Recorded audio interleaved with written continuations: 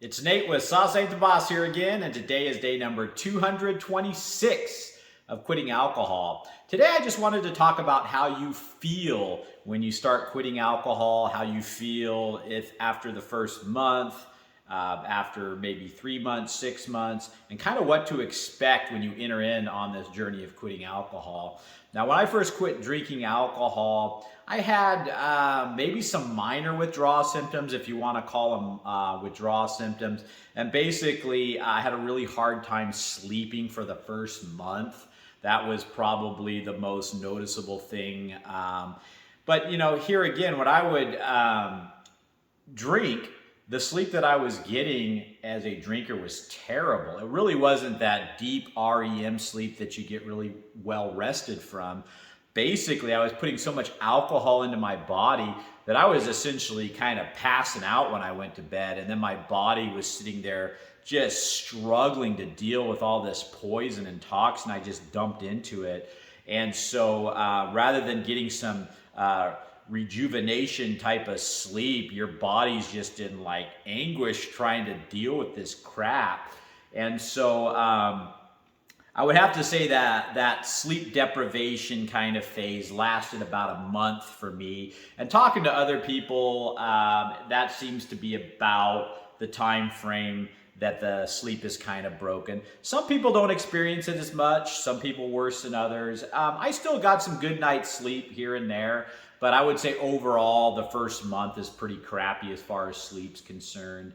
I didn't get the shakes. I didn't get, any real major headaches. I got some slight headaches here and there, but nothing to really write home about.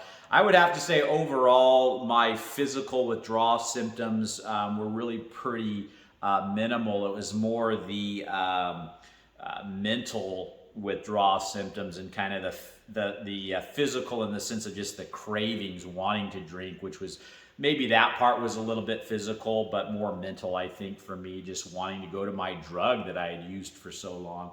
So expect that first month to just be kind of a reset of your body too, to where you're used to getting these dopamine hits from the alcohol and endorphins and stuff like that have to be readjusted to a normal level. So you're gonna kind of maybe feel a little depressed at times. I know I did in that first month. I would have to say, my physical and mental state in this entire process was the worst in the first month.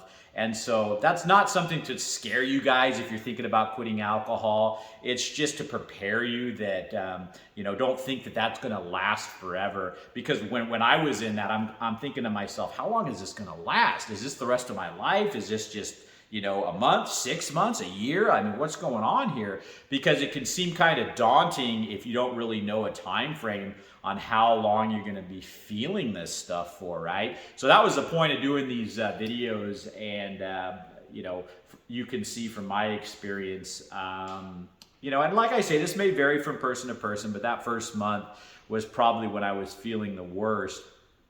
There are some positive things though that happen as far as the way you feel, even within the first month. The biggest thing is no more hangovers. I don't know how many days of my life, I can't even count, I woke up hungover. And that feels like having the flu. I mean, there were days I felt like death. I've had the flu be less severe than some of the hangovers I had, right?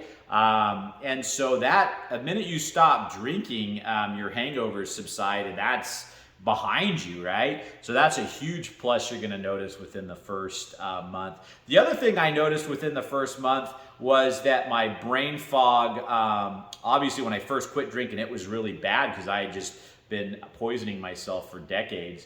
But it slowly, I noticed by the end of the month, had subsided quite a bit. I could think a lot more clearly and concisely. And so I guess what I'm trying to say is that first month is rough. There are some things you're going to notice that are positive, but overall you feel kind of lousy as your body is readjusting, and that's normal. Just understand that it's not going to last forever. And I remember my second month hitting, and I felt more motivated and just better overall because I was starting to sleep better. My hormone levels had started to adjust back down to a regular level, and I just started feeling good again. Actually started feeling better than I had felt when I was drinking. So I was going, okay, I'm on the right track now. I'm feeling better than even when I was drinking alcohol all the time, right? So that's a good thing. And then it just kept going from there. And so what I wanted to tell you guys is being 7 months in, a little over 7 months in, I feel great. I feel the best I've felt maybe my entire life, if not at least like I did when I was in high school. I have so much more energy. Some of my sleep is still broken at times. I mean, it's better than it was that first month, but I've always been kind of one of those people that struggle with sleep a little bit. So, but outside of that, I mean, even when I don't get as much sleep as I would like, I still have a lot of energy and just feel so good going through my day and getting up. And, when I'm working, I'm more productive. And, feeling is a big part. How you feel is a big part of your mental health as well. And, if you're hurting all the time from hangovers and your energy zapped from all the alcohol you're dumping into your system, your mental health, mine at least, was declining rapidly as much as I was drinking. So when you start feeling better, you just have this energy about yourself, and you feel like it's also kind of a spiritual and a mental feeling because you're doing the right thing, you're taking care of your body, you're on the right track for your mental health, your spiritual health. It just really starts snowballing and moving forward, and you just start to just have a new outlook on life, and you become more positive. And so your mental health definitely gets better as you start feeling better. Like I said, I was depressed when I was drinking. I was just down and out. I felt trapped. I felt I was on the wrong path. And I mentioned my confidence was shot. My confidence, I've gotten that back again. I don't,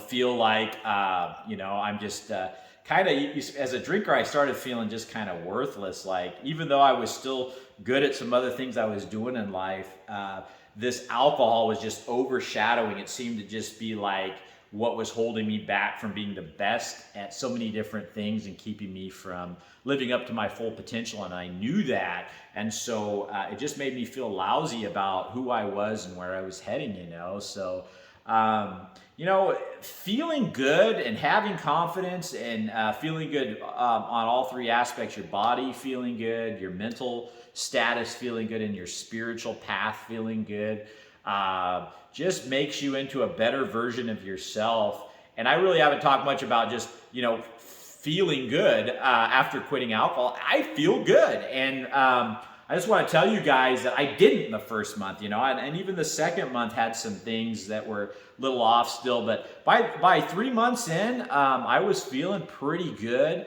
Now, mind you, I also started eating healthy and exercising and taking care of my body, because the one thing I knew, I had trashed myself for the last couple of decades. Like I've talked about, I'm lucky to still be here. I'm surprised I didn't get some horrible disease or end up with a stroke or a heart attack. As fat as I was, as high as my blood pressure was, stuff I was eating, obviously the amount of alcohol I was drinking, I'm just, I was kind of on borrowed time is how I felt when I was, drinking. And that's another thing. If you feel like you could potentially die from your drinking or get something horrible, that was always in the back of my mind. You hear these stories that are sad and reality, though, of people getting cirrhosis of the liver and needing either a liver transplant, or a lot of times, sometimes from what I understand, you can't get a liver transplant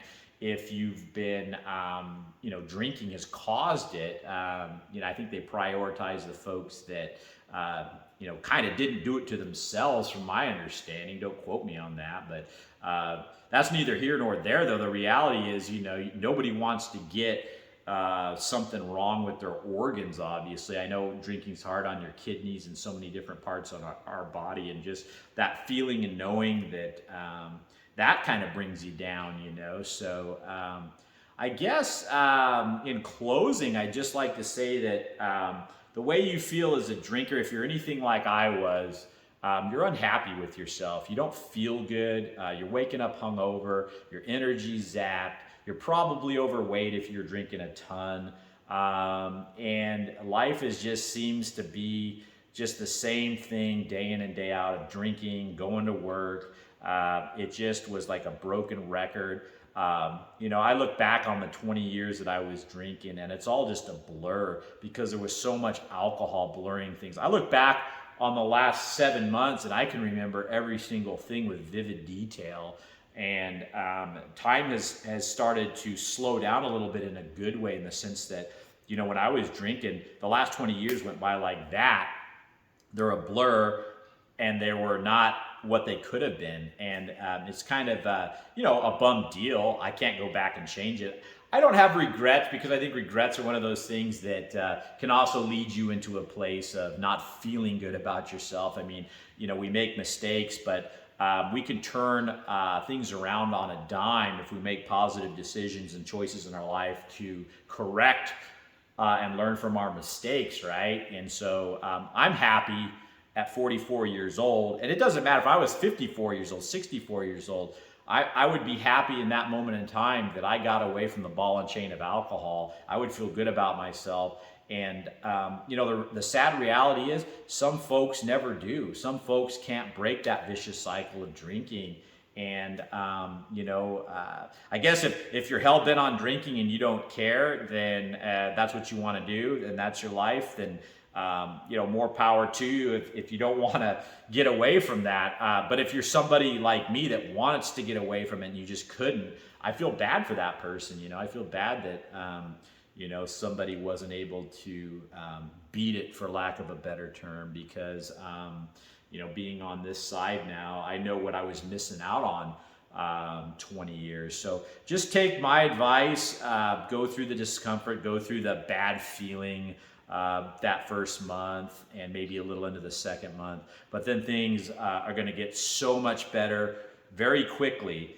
And especially if you start focusing on taking care of your health, because a lot of us, if we've been drinking for a long period of time, obviously that needs to be some focus, because we've been neglecting that side of our lives for so long, drinking alcohol, right? So if you can combination the two, you're going to feel better just quitting the alcohol, don't get me wrong, but if you could start focusing on your health too, that's why, you know, my transformation has been what it's been. I think if I just pulled the alcohol out, you know, start working on my mental health and spiritual health, but didn't work on my physical health, you know, I would have improved a great deal, but not to the level I have, because the physical side of exercising has also got me through a lot of the mental health stuff, you know, getting those endorphins from working out and having some stress release from the exercise and stuff like that. And it was uncomfortable at first, but once you get used to it and it's part of your daily routine, like I lifted weights today for an hour, I enjoyed it, you know, and I'm starting to see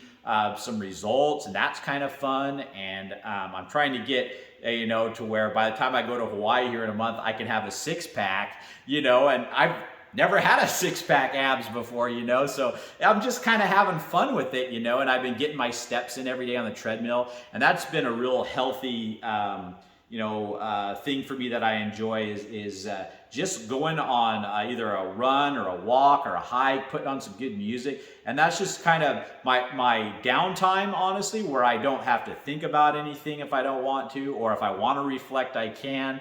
But I'm just, I've been doing 6 miles a day. And during that time, I'm just decompressing from work, from family, just that's my time for me, you know, and I really have gotten to enjoy it. And not only do I enjoy it from a mental health standpoint, physically getting in your steps is huge for your weight loss journey. It gets your blood flowing, just so many different health benefits, you know. So trust me, guys, once you get over the initial hurdle, you're gonna feel great. I can't emphasize that enough. That temporary crap does not last forever. Don't think that it does. Don't psych yourself out and tell yourself you can't do it because it feels so bad right now. Just deal with that temporary discomfort. You'll come out the other side. Your life gets amazing, and your momentum is just going to be in such a positive direction if you can just stick with it. So that's my advice for you guys today. If you guys are getting anything out of these videos, please give them a like, subscribe to the channel if you can, and most importantly, remember, sauce ain't the boss. You are. You guys have a great day.